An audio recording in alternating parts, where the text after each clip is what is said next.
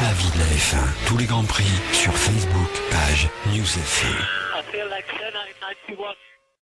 Tout d'abord, comment allez-vous? C'est gentil, merci. Écoutez, 12e jour à la maison de retour de 3 semaines d'intense labeur et travail de préparation pour la saison prochaine. Ouais. Ils ont fait leurs préparatifs de châssis, d'aéro et de réglage. Moi, j'ai fait la même chose de mon côté. Il y a eu 3 grosses opérations à Grenoble. Ouais. Une de 6 heures, une de 12 heures, une de 5 heures. Mhm. Pour pose d'électrodes, pour voilà, me permettre de recevoir Canal Plus en clair un peu partout dans le monde. Ouais. Et puis voilà, et puis voilà, ça y est, maintenant je suis dans la phase de réglage, maintenant dans les phases de réhabilitation du système, prise en main du système parce qu'il faut contrôler le système de, comment dirais-je, de stimulation cérébrale profonde. Oui. Ce sont des décharges électriques qui viennent constamment vous envoyer des impulsions pour que il n'y ait pas de crampes, il n'y ait pas de problème de Parkinson, de tremblement, de choses comme ça. Oui. Et une fois que ça c'est maîtrisé, en même temps, on baisse le traitement des médicaments de manière drastique, importante. Donc, on baisse d'un côté et on monte de l'autre. Vers le 4 mars, se passe en essai qualif. Ouais. Et puis après, c'est les bons pour la course, et puis on verra bien comment ça se passe. Enfin, a priori, comme un gardon, fait comme un gardon, oui, je pense que d'après mes copains à la voix, ils disent que j'ai gagné au moins une douzaine d'années ou une quinzaine d'années. Alors je sais pas si c'est vrai, mais Bah, c'est vrai qu'à la voix, vous semblez un peu moins fatigué que quand on s'était vu au Paul Ricard il y a 1 an ou 2. Oui, effectivement, c'est vrai. Si on revient sur votre carrière, après une première partie chez Surtees, McLaren et Talbot, vous arrivez chez Ferrari alors que l'écurie est endeuillée par le décès de Gilles Villeneuve. Comment fait-on pour prendre ses marques dans de pareilles conditions? Ben, on achète le livre qui va sortir le 21 juin et on le saura. Je ne peux pas révéler quoi que ce soit avant. Ça va. Tout est dans le bouquin à partir du 21 juin. D'accord. Tout ce qui s'est passé avec la 27, la hashtag 27, depuis Imola 82 jusqu'à Kialami 83 sera dedans. D'accord. Vous pouvez quand même nous parler du Grand Prix de Saint-Marin que vous avez remporté en 83? Non, vous le lirez on a beaucoup de petites choses là-dessus. On a écrit déjà pas mal de choses, mais là, dans le livre, il y aura encore plus de sincérité, de profondeur, de détails, d'analyse. Et il y aura des découvertes aussi intéressantes. Il y aura des points de vue, des témoignages aussi avec Forghieri, avec Carletti, avec Brenda Bernard, avec Paolo Scaramel, des choses comme ça. D'accord. C'est un truc que j'ai attaqué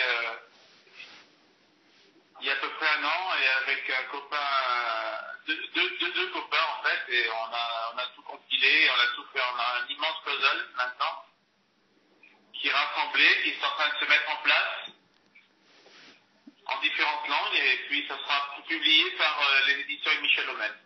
D'accord. Ce sera disponible à quel endroit? À la FNAC par exemple? Pardon? Ce sera disponible à la FNAC par exemple? Oui, enfin je sais pas comment ils s'arrangent pour la distribution, je ne suis pas rentré là-dedans, mais je pense qu'il y aura ça et puis il y aura à travers le journal, je pense aussi Auto-Hebdo et puis aussi Autocourse, Autosport parce que je suis en collaboration avec eux et puis il y aura ce que j'essaye de faire le 21 avril, enfin pendant tout le week-end du Grand Prix d'Autriche. Oui. Parce que le Grand Prix d'Autriche 83 est un symbole assez important dans l'histoire de la 27. Et il y aura une distribution et vente, une dédicace à tous les gens qui voudront l'acheter. J'irai dans le public et je serai assis dans le public, je serai avec le public, ce qu'on ne fait plus assez en Formule 1 aujourd'hui. D'accord. Et ça se passera où tout ça? À Zellweg. Zellweg, d'accord. Bon, ça va. L'an dernier, nous avons eu Philippe Streff en interview et nous lui avons proposé de vous poser une question.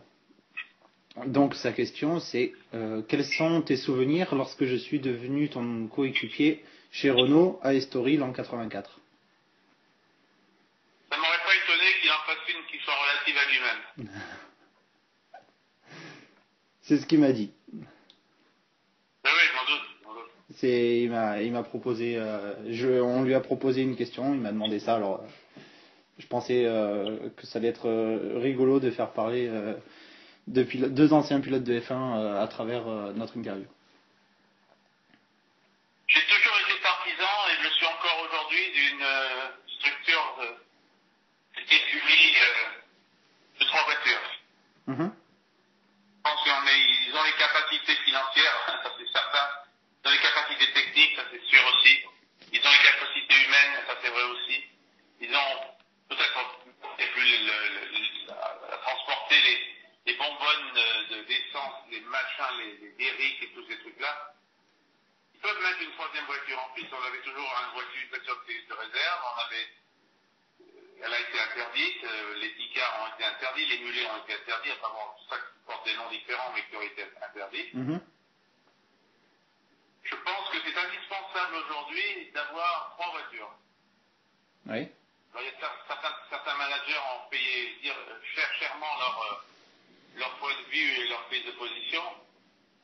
Moi, je ne suis pas concerné maintenant, donc ça ne me dérange pas, mais je crois que c'est important que McLaren aligne 3 voitures, que Mercedes en aligne 3, que Ferrari en aligne 3, que Red Bull en aligne 3, que... Bon, si on veut s'arrêter là, ça va faire 12. Ouais. Les autres ne peuvent en aligner que 2 parce que peut-être qu'ils n'ont pas les mêmes capacités financières. Oui, certains ont déjà du mal à en aligner 2. Oui, certains en ont du mal et on ne sait pas si on va les conserver. Mais enfin bon, en tout cas les autres, ils ont certainement les moyens de le faire. Mm-hmm. Mais est-ce que ça donnerait la possibilité à certains jeunes pilotes, entre guillemets, de faire leur marque, de faire leur apprentissage. On n'est peut-être même pas obligé de les faire discuter la totalité d'un championnat. On peut en mettre 4 courses sur un qui va être en nord-américain, un sud-américain, un gars de l'Est, un gars des Extrêmes-Orient, je ne sais pas. Enfin, ils peuvent envisager un système comme celui-là, où les gars ne marqueraient pas de points pour le constructeur, mais il marquerait les points pour lui, à ton personnel. Ouais. Mais je pense que ça c'est logique et puis ça permettrait de médiatiquement être encore plus fort localement en marketing et en communication avec un pilote local qui pilote la 3e Ferrari ou qui pilote la 3e McLaren. Voilà, ainsi de suite. Voilà. Mon point de vue, c'est que les 3e voitures c'est important et que si ça a permis à l'époque à Philippe Streff de faire ses classes et puis ensuite d'aller chez Tyrrell et puis voilà. Eh bien, c'était une bonne chose. Mais est-ce que justement le fait d'avoir 3 voitures chez les top teams et seulement 2 dans les écuries qui ont un budget moindre ne va pas creuser encore plus le fossé qui est entre les deux? Ça peut, mais ça peut aussi aider les équipes qui sont un petit peu moins bien loties à, au contraire, monter en puissance un petit peu plus. On peut aussi, si on redonne de la vie, si on redonne de l'image, si on redonne de la notoriété, si on redonne de l'excitation, si on redonne de la passion, si on redonne de la joie de courir, de la joie de voir des machines extraordinaires. Voilà, je pense que tout ça va dans le bon sens, ça va aider les teams. Quelle Formule 1 actuelle ou passée rêveriez-vous de piloter? Les 10 cylindres, les 8 cylindres, 10 cylindres, les débuts des 10 cylindres de la saison qui précédait cette saison des turbos. La saison, il y a 3 ans, 3-4 ans. Pas les turbos, je suis tout à fait contre les turbos, j'étais contre les turbos à aujourd'hui. Oui, c'est de l'époque, oui, évidemment. Voilà. Quel regard portez-vous sur l'ensemble de votre carrière et que changeriez-vous? Je suis à la fois content, à la fois satisfait, et à la fois déçu. Content parce que j'ai eu la chance de faire pendant très très nombreuses années quelque chose d'extraordinaire. Que beaucoup de pilotes dans le monde, beaucoup de passionnés de course automobile aimeraient pouvoir faire, aimeraient avoir la chance de faire et à notre place. Très content d'avoir eu la possibilité de conduire pour Ferrari, bien sûr, en 82 et 83. Très déçu de le faire dans ces conditions-là. Vous savez que j'aurais pu le faire avant, et ça n'a pas été mon choix, et donc c'est une erreur qui a été commise à l'époque, qui a été réparée ensuite, et été encore sauvegardée une troisième fois à l'époque, mais ça, en lisant le livre, vous verrez ce qui se passe. Des vérités qu'il fallait dire, il faut dire. Et puis, le manque de réalisme ou de compréhension ou de vista en 83, en 82, d'une part personnellement, en 83 ensuite par le management sportif de Ferrari. Ouais. De rater un titre de champion du monde, voilà. J'aurais peut-être pas dû être le premier, mais j'aurais peut-être certainement été le second après Didier Pironi ou le deuxième ensuite. Et ça, c'est mon regret aussi, mais bon, ça, c'est maintenant, c'est fait, c'est entériné, et puis voilà, la vie continue. D'accord. Et si vous devez retenir qu'un seul moment de votre carrière, ce serait? 82-83. D'accord. Et en tant que commentateur de Grand Prix? Ah, j'ai plus de Grand Prix derrière un micro que derrière un volant, c'est vrai. Là, c'est la passion, là, c'est la complicité avec Jean-Luc Roy, qui dure depuis si longtemps. C'est très important. Cette compréhension qu'on a et compréhension, j'espère que c'est une compréhension, enfin en tout cas cette façon de voir que nous avons de la course automobile, la F1 en tout cas, on partage beaucoup d'idées communes. Un peu de tristesse aussi de voir ce que c'est devenu. Ouais. Et avec l'espoir que ça va se rétablir rapidement. Quels sont vos souvenirs de l'époque où vous étiez sur kiosque et pourquoi avoir arrêté la diffusion? Alors, les souvenirs de kiosque sont absolument extraordinaires. Les plus grands souvenirs sont les 2 premières années où on était directement sur place dans Barnum, assis devant un mur d'écran avec les 7 canaux, ouais. Les datas, et on avait à disposition l'ensemble, la totalité, je dirais, de ce paquet en plus. Une vision globale, périphérique, totale. Avec les caméras STEF, avec les stands, avec... vous connaissez tout le système, je ne vais pas l'énumérer là, mais c'était un moment de plaisir énorme. Avec la possibilité, dans notre studio, de recevoir des grands invités qui étaient là de passage. Jean-Luc les interviewait, c'était génial. On faisait de l'antenne du matin au soir. On était complètement immergés dans le truc. C'était sans coupure, sans pub, sans rien. C'était le pur bonheur. C'est vrai que... Après, depuis Paris, c'était un peu différent, mais c'était pas mal non plus. Voilà. C'est vrai que moi c'est à l'époque de kiosque que je vous ai surtout connu, puisque je suis né en 89, et c'est vrai que c'était vraiment génial, kiosque. Même encore aujourd'hui, je regrette qu'on n'ait pas ça en France, même si ce que propose Canal+, c'est pas mal, mais c'est vrai que ça vaut pas kiosque non plus. Alors, mais Canal+ a fait une version TF1+. Ouais. Ils ont fait tout ce que TF1 aurait dû faire, il n'a pas fait parce que je ne sais pas pourquoi, mais donc c'est Canal+, c'est TF1+. Pourquoi? Parce qu'il y a Julien Ferraud qui est un pur produit de la passion, de l'amour de la course. Ouais. boîte pendant 2 ans à RMC, à écouter Alexandre Delperrier et moi radoter, enfin, entre guillemets, sur tout ça, et il s'est fait son métier, il s'est fait sa passion, il s'est fait son job, et puis il est arrivé chez la Canal dans un système qui permet à ce genre de journalistes de s'exprimer, de se lancer, de se lâcher, d'inventer des nouvelles choses. Donc ils ont le potentiel, la puissance de Canal+.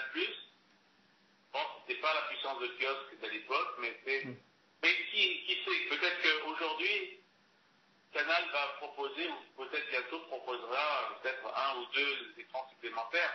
C'est fait par les Allemands, c'est fait, je crois, par les Italiens aussi. Oui. Donc, en avoir 7, c'est peut-être pas du luxe, mais en avoir 2 ou 3, c'est peut-être pas mal. C'est vrai, ce serait génial. On a aussi pu voir Alain Prost et Jean Alési qui sont devenus consultants pour Canal+. Est-ce que c'est un rôle qui peut vous intéresser dans un avenir plus ou moins proche? Bien sûr, je ne dis pas non, bien sûr. Surtout avec une équipe pareille, parce que bon, voilà, ils veulent faire du mieux possible. Ils sont à la recherche du mieux possible. Ils sont à la recherche de tout ce qui peut se faire, de tout ce qui peut être un plus. Alors bon, sur RMC, moi je suis très très heureux, mais je suis quand même un petit peu frustré par moment. Ouais. Même très frustré par moment, parce que coupure de presse, saucissonnage, de passer d'un sport à l'autre, de n'intervenir que pendant 10 secondes, 30 secondes sur une analyse très courte, précise. C'est pas la même chose que sur Canal où on se lâche, ou sur, comme on le faisait à l'époque, avec la possibilité de s'exprimer sur des choses longues. Là, il faut être concentré, il faut être court, précis, complet. C'est un autre job, c'est une autre façon de faire. La télé et la radio, ce sont 2 façons différentes de faire. Il faudra demander à Julien Febvreau de vous faire rentrer alors. Ben, Julien, il n'a pas besoin de moi, il n'a plus besoin de moi, et il fait très bien son travail. Jacques fait bien son travail aussi de poil à gratter. Oui, c'est vrai. Dans les stands, Franck a fait beaucoup de progrès, mais bon, j'aime pas trop ce qu'il fait non plus par exemple, par rapport aux ailerons avant, ça me casse les burnes. Ouais. Parce que il a là le visuel, il a tout le potentiel, mais il fait un peu du superficiel. Ouais. Non. Après, les autres, ce sont des analyses spécifiques avec du recul, des chroniques. Ça, c'est pas trop difficile à faire, mais c'est très faisable. Je sais pas où j'irai m'insérer, moi. Je sais pas. Ben, pourquoi pas dans l'émission Formula One, par exemple? Oui, pourquoi pas. Vraiment, c'est pas à moi de réfléchir à ça, c'est pas à moi de décider. Le nouveau barème de points pour accéder à la Formule 1 a fait beaucoup parler de lui. Quel est votre avis? Stupidité. Merci beaucoup. C'est vrai que c'est incroyable. Une hérésie totale. Ils ont voulu faire tellement de changements spectaculaires, changements de n'importe quoi, qu'elle est balancée 50 points sur une course, ça rime à rien. Ensuite, le reste, bon, 25, oui, ça fait pas trop de mal, mais on a vu les calculs qui ont été faits, ça ne changerait pas grand-chose dans certains cas. Mais le double, d'ailleurs, c'est abandonné, d'ailleurs. Mais il aura fallu quand même un certain temps pour qu'ils le comprennent. Non, mais c'est surtout le barème de points à avoir pour accéder en Formule 1, par exemple. On peut voir pour les licences, ouais, pour la super licence, oui. On peut voir par exemple. Les impétrants. Ouais, on peut voir par exemple que la Formule 3.5 rapporte moins de points que la Formule 3 ou que la Formule 2 qui est. Stupidité. Voilà. Favoritisme du système fédéral, entre guillemets, excusez-moi, FIA, F3 European Championship. Ouais. Et F2 FIA European Championship.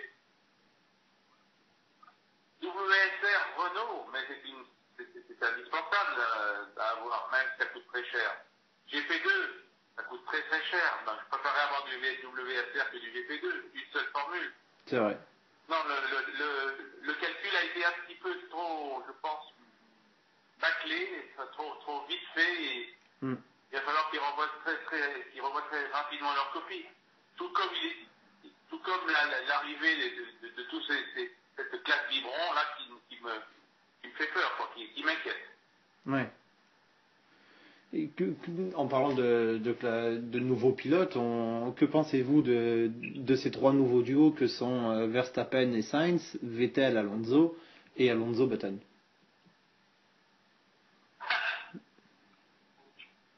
Alors, d'un côté, on a l'expérience, le métier, le savoir-faire, peut-être un petit peu de lassitude, peut-être un petit peu de ras-le-bol. De l'autre côté, on a l'impétuosité, la fraîcheur, l'envie, le dynamisme, mais l'incompétence aussi, parce que on va pas me dire qu'un mec qui a 17 courses de monoplace dans les pattes, par rapport à Alonso Button, en métier pur. Ouais. Mais bon, c'est sûr qu'avec beaucoup d'entraînement, il n'y a pas de problème, on peut faire devenir un bon cheval de course, on peut le faire progresser, mais un âne, on ne pourra jamais le faire progresser. Quel est votre pronostic pour le champion du monde de cette année? Est-ce que j'avais de pronostic? Vous savez, chaque fois que je voulais en faire un, je l'ai fait pour rigoler, et je le fais en sachant que je me trompe. Donc je le fais pas. Mais j'attends de voir un petit peu ce qui va se passer, mais j'ai l'impression que j'aimerais avoir la confirmation de ce que je disais en début d'année dernière, souvenez-vous. Vettel n'a pas le droit de gagner, n'a plus le droit de gagner, n'a pas le droit de gagner cette année. Oui. On a pu voir que Ricciardo a été avantagé sur certaines courses, surtout au Canada par exemple. Mais tout le temps. Oui. L'autre n'avait pas le droit de gagner. Et dans son comportement humain, on sentait qu'il était là pour faire du travail, c'est son job, il prenait ses salaires, il faisait ses courses, mais qu'il n'avait pas plus d'ambition que ça. Là, on va le retrouver, je pense, aussi frais et comme un gardon que quand il a fait ses débuts. Je l'espère pour lui, je l'espère pour moi parce que j'aime bien Vettel. Oui. Et que j'espère aussi pour la Ferrari, mais pour Fernando, je suis écœuré parce que effectivement c'est ça, je suis très très déçu. Je ne voudrais pas en arriver au point de dire on peut gagner qui on veut en Formule 1. Oui, c'est vrai, mais Alonso, on peut aussi dire qu'Alonso n'a pas toujours choisi les bonnes équipes au bon moment. Prenez Abu Dhabi l'année d'avant, il ne se fait pas déborder au départ, par l'extérieur, par je sais qui, à Popov, je crois. Oui, en 2010. En 2010, il s'est fait gêner par Petrov, qui faisait sa course d'ailleurs. Et je crois que c'était en 2012, il perd le championnat déjà à Spa avec l'accident de Grosjean qui le sort, et aussi avec des erreurs stratégiques de Ferrari. Voilà, vous avez tout dit, mon cher. Parlons un peu de vos fils. Adrien est pilote en DTM et Loïc semble être plus orienté vers la musique. Où en sont-ils dans leur carrière respective? Loïc, il est dans un système qui est complexe parce que d'abord, il n'a pas choisi la musique la plus facile, il a choisi le minimalisme. Donc c'est de la musique d'avenir, c'est la musique du 3e millénaire. Malheureusement, je ne serai pas là pour le voir ou l'entendre, mais ça paraît être un petit peu compliqué.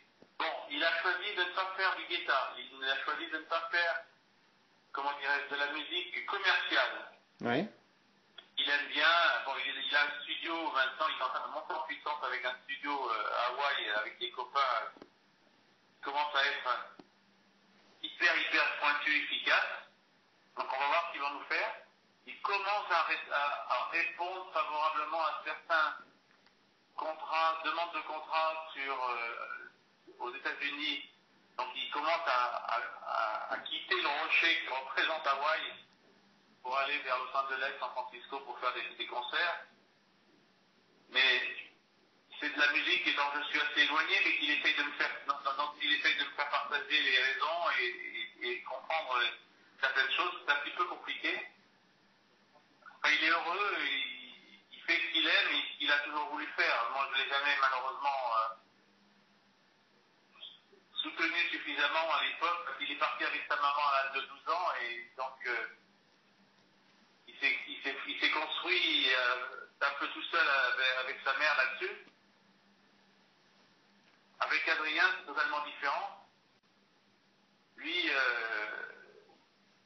il a choisi par intelligence, je crois, vers le championnat du CN, vers l'Allemagne, vers ce qui est de plus performant au niveau sportif après la F1. Et encore aujourd'hui, c'est probablement ce qui est le plus performant, parce que je pense que c'est plus performant que la F1 aujourd'hui, le DTM.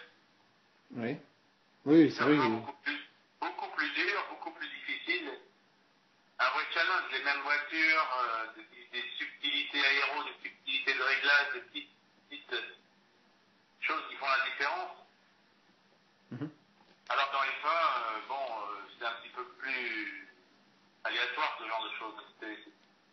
Bon, Adrien, il fait un beau parcours, il a signé 3 ans, il vient de faire 3 ans avec Audi. Ouais. Il vient de re-signer un très beau contrat cette année. J'ai pas le droit de vous dire pour combien de temps, mais on voit chez Audi, on comprend que chez Audi, on construit ces pilotes, on les prépare, on les fait grandir. Oui. Qu'Adrien n'a pas pu trouver en Formule 1. On n'avait pas d'argent, on n'avait pas de moyens. C'était un fils d'eux, donc c'était pas un bon, a priori, parce qu'il y en a certains qui sont passés et qui ont été pas réellement des porte-drapeaux favorables à ce genre de situation. Oui. Personne qui a donné sa chance, sauf le docteur Ulrich. Il l'a fait venir pendant 2 shootouts, il l'a comparé à l'allemande, à tous les autres, il l'a gardé, il l'a conservé, et il le travaille et il le développe maintenant. Moi je suis très content, j'en suis très très fier, et j'en suis très très très heureux, très content. Est-ce qu'il existe une chance de le voir participer un jour aux 24 heures du Mans, que ce soit en LMP1 ou en GT? Oui, il existe toutes les chances de le voir faire plein de choses différentes encore. Il n'a que 24 ans. Il conduit sa carrière, il l'a conduit tout seul. Il l'a conduit très bien et il a des relations amicales, professionnelles, techniques avec Audi, avec des gens qui sont très puissants dans ce domaine et qui ont peut-être des projets à moyen, courts, longs. Enfin, je sais pas. De toute façon, je suis très heureux qu'il soit là et voilà, c'est ce que lui, sur son plan de carrière, je crois qu'il est très content aussi. Donc, il lui faut maintenant trouver un peu de réussite et la sérénité. Et ça va tomber, ça va se mettre en place tout seul. On espère vraiment. Nous sommes tous les deux varois et Jules Bianchi n'est pas très loin de nous. Quel message aimeriez-vous lui transmettre? Jules, il est beaucoup plus proche de moi qu'on peut penser, on puisse le penser. Ouais. Jules, il est très proche d'Adrien, et Jules, il est très proche de beaucoup d'amis. Jules, il est très proche, il est là, il est à Nice, il est pas loin. Et j'ai parlé à Moreau, j'ai parlé à Philippe. J'aimerais pouvoir parler à Jules. J'aimerais que Jules puisse m'entendre. On aimerait tous. On aimerait tous.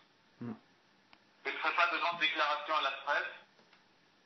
Oui, c'est normal. C'est le travail de la famille. S'ils ont envie de le faire, ils le feront. Je ne pense pas que ce soit même le travail de la famille. Je pense même que c'est même pas le travail de la famille. Je pense que c'est le travail de ses potes. Ouais. Mais Si un jour il revient, Jules, ce sera grâce à ses potes. Ce sera grâce à ses... Je sais pas comment ça se passe là-bas dedans, quand c'est tout cassé, hein. Oui, c'est vrai. Mais je ne sais pas si on peut espérer un jour pouvoir le récupérer, mais si on doit le faire, ce sera grâce à ceux avec qui il vivait, avec qui il sortait, avec qui il s'amusait, avec qui il courait. Voilà, ça ce sont les mecs, les filles, les gars qui le ramèneront, qui doivent revenir. C'est vrai, mais c'est pas évident non plus de parler aux proches de Jules. Moi, nous, on est par exemple assez proche de la famille Leclerc, qui est comme qui dirait la deuxième famille de Jules. Et c'est vraiment pas évident de leur parler du Jules, quoi. On sait qu'ils sont vraiment mal par rapport à ça, donc c'est pas évident de leur en parler. Les Leclerc ou les Leclerc. C'est évident de leur parler de Jules. C'est pas évident, pardon. Ben, ils peuvent pas en parler parce qu'ils ont déjà probablement beaucoup de choses à dire, mais ils ne peuvent pas en parler. Ils sont tous les jours en train de rêver de son retour, d'un miracle. Ouais. Il faut que quelqu'un arrive à trouver le bouton pour appuyer sur la lumière, mais est-ce que ça existe? Ça, je ne sais pas. Je ne sais pas. Et moi, je viens de passer 3 semaines dans un service de réa et de neurochirurgie intensive. J'ai été opéré par le professeur Chabardet, qui a été le professeur qui a travaillé sur un accidenté du ski, qui travaille sur tous les accidentés du ski qui arrivent de la montagne le soir par hélicoptère. Et en l'occurrence, ce mec, c'était Michael Schumacher. Ouais. J'ai parlé au docteur Chabardet, j'ai essayé au professeur Chabardet, de lui poser des questions. Il n'a jamais voulu me répondre, me dire quoi que ce soit. Ouais, c'est vrai, c'est pas. Je ne peux pas. Et quand bien même je pourrais, qu'est-ce que je sais, moi? Oui, c'est sûr. Moi, j'ai eu une relation privilégiée avec Corinna Schumacher. Elle m'a dit, docteur, faites tout ce que vous pouvez pour le ramener, pour le garder en vie. J'ai fait ce que je devais faire. Miracle, je ne peux pas faire. Oui, c'est sûr. C'est alourdi, pareil, les miracles. Alors allons à Lourdes, tous. Ouais, ce serait bien. Ce serait bien. Que suggérez-vous pour que de tels accidents, comme on a pu voir avec Jules, ne se reproduisent plus? Oh là, j'ai peur de parler de ça parce que mon fils court et que j'ai peur, par superstition, de parler de ce genre de choses parce qu'on ne sait jamais. Un accident comme celui de Jules n'aurait jamais dû se produire, n'aurait jamais dû se reproduire. Ouais. Alors, le sport automobile, par exemple, c'est toujours un truc de petits accidents. Les accidents, on peut réfléchir pendant des heures, des jours entiers à des situations extrêmes. Puis il y en aura un qui va être un truc complètement freak out, qui va se produire et qu'on n'aura pas envisagé. Donc il faut espérer qu'on a bien pensé à tout. D'ailleurs, depuis la Ayrton. Oui, depuis Senna, il n'y avait rien eu d'aussi grave. Il n'y avait rien eu d'aussi grave et on a fait énormément de progrès. Regardez le nombre d'accidents qu'il y a eu depuis. Ouais. Et sans gravité. Oui, on peut. On peut aussi se rappeler de l'accident de Kubica au Canada en 2007. La voiture a été pulvérisée et il s'en est sorti. Il avait juste mal à la cheville, mais c'est tout. Voilà. Donc ouais. Après, on peut incriminer le système, le fonctionnement du système, la sortie de cette grue, la position de cette grue, le fait que cette grue soit sortie ou pas. Bon, on peut rentrer dans des grands débats philosophiques. Ouais. Qui vont nous amener à parler du rapport de la FIA. Moi, je veux pas en faire une nouvelle polémique, je veux pas en faire. La FIA sait exactement ce qui s'est passé. En son âme et conscience, ils savent ce qui s'est passé. Preuve en est que le lendemain, on instaurait, la course d'après, on instaurait la voiture de sécurité virtuelle. Ouais. Donc, il fallait faire quelque chose, non? Il y avait un vide. Oui, c'est sûr, mais est-ce que la voiture de sécurité virtuelle, c'est vraiment la solution? Je ne sais pas. Je ne pense pas que ce soit vraiment la solution, parce que je pense qu'on aurait pu faire encore plus simple. Là, on a voulu le faire encore plus compliqué et toujours compliqué. En fait, en Formule 1, on veut toujours faire compliqué. Je pense qu'on aurait pu faire encore plus simple, mais c'est pas il y a Alex Wurz, qui est le patron du GPDA, qui est en phase directe avec les pilotes en activité et les pilotes qui ont du bon sens ou qui peuvent aider par la réflexion à certaines choses. Oui. Ça doit se passer sous le contrôle de Alex, qui fusionne ensuite ses idées avec celles du groupe actif. Mais on ne peut pas demander à un Jos Verstappen. Ouais. Hein? Ouais, c'est sûr. C'est sûr. Voilà, un gars comme ça, lui, il se pose pas de questions, il va monter à la quête, il va attaquer comme un barbe, et puis voilà. Oui, c'est Après, ça. j'ai un Button qui va être beaucoup plus réfléchi, un Alonso qui va être beaucoup plus réfléchi. Là, c'est un peu compliqué pour tous ces jeunes. Je me souviens que Frank Lagorce avait parlé de faire une slow zone un peu comme au Mans. Ce serait pas mal, ça. Faire quoi? De faire une slow zone comme au 24 heures du Mans. Voilà, tout le monde y va de son idée. Moi, je ne suis pas certain que ce soit ça l'idéal. Ouais. Moi, je crois que l'idéal, c'est de tirer. Mais c'est pas à moi de le dire, je ne vais pas le faire. Je crois qu'en commission ou à la demande, c'est pas ce que je vais faire. La région PACA sera bien représentée cette année en Formule 3, puisque Dorian Boccolacci et Brandon Maizeno seront engagés. On peut même aussi rajouter Charles Leclerc qui est à Monaco. Que pensez-vous d'eux et est-ce que ce sont des pilotes et un championnat que vous allez suivre? Je les observe de loin, je vois leur progression, je vois leur ambition, je vois leur détermination à essayer de devenir pilote de Grand Prix. Je ne sais pas s'ils en ont la capacité ou pas, je ne les ai pas suivis très longtemps, depuis le CART ou autre. Ouais. Mais bon, par rapport à Adrien, très content qu'ils soient en DTM, mais aussi quelque part un petit peu déçu qu'il n'y ait eu pas de reconnaissance pour lui. Ouais. Bon, il en a eu au départ parce que BM l'a recruté, a idée de choisir, le prendre et il a fait faire de la Formule BM. Ouais. En même temps, il prenait Guiterres. Et puis quand Guiterres a commencé à aligner les Pesos, Oui, c'est ça. il s'est passé des choses étranges quand il n'avait plus tout le droit de. Parce qu'après, bien sûr, avec les Pesos de Guiterres, il y avait les Pesos de Guiterres vers Sauber en tant que pilote d'essai, en tant que pilote de course, voilà, enfin, tout le merdier. Oui. Bah, maintenant, on peut voir qu'il est pilote d'essai chez Ferrari alors qu'il a plus cassé de la voiture qu'autre chose, quoi. Pilote d'essai chez Ferrari, Esteban Guiterres. Ouais. Ferrari tombait bien bas. Ouais, ça avait l'air d'être un peu la blague de fin d'année, en fait. Mais bon, apparemment, non. Une immense blague. Une immense blague. Mais bon, le problème, c'est qu'il prend une place d'une voiture. Il prendrait une place au volant d'une voiture qui pourrait éventuellement gagner, donc il pourrait éventuellement gagner. Mais bon, il fallait les avoir, les Pesos. Il fallait les avoir. Il les avait, bon, tant mieux pour lui, mais bon, c'est pas très crédible. Nous nous sommes déjà croisés 2 ou 3 fois au Paul Ricard, comme j'avais dit au début de l'interview. Est-ce qu'on aura la chance de vous y revoir cette année? Pourquoi faire? Bah, comme ça, en tant que spectateur. Moi, j'ai beaucoup d'amis là-bas, j'y vais toujours très volontiers. Depuis que Michel Raffaelli n'est plus là, c'est encore un peu plus dur.